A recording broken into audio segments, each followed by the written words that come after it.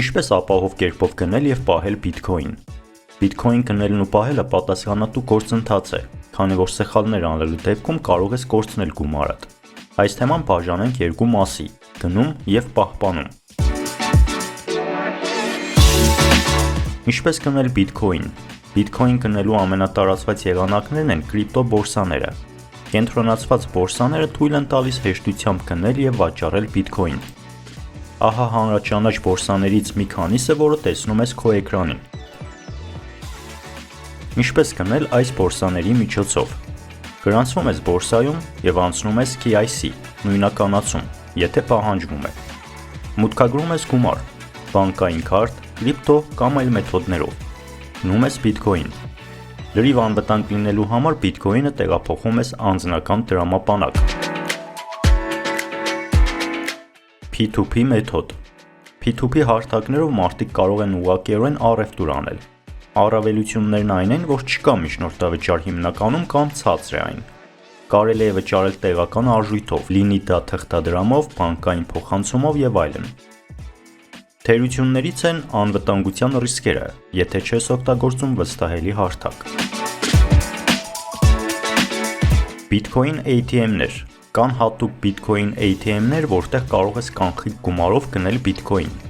Արագ է ու հարմար է։ Իսկ թերությունը այն է, որ կոմիսիան կարող է շատ բարձր լինել՝ 5-ից 10%-ի չափով։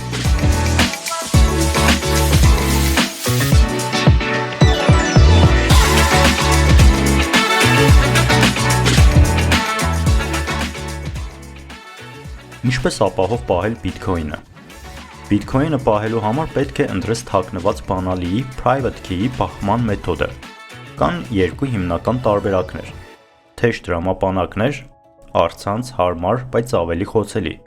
եւ սառը տրամապանակներ, offline, անվտանգ, բայց քիչ հարմար։ Խոսանք թեժ տրամապանակներից։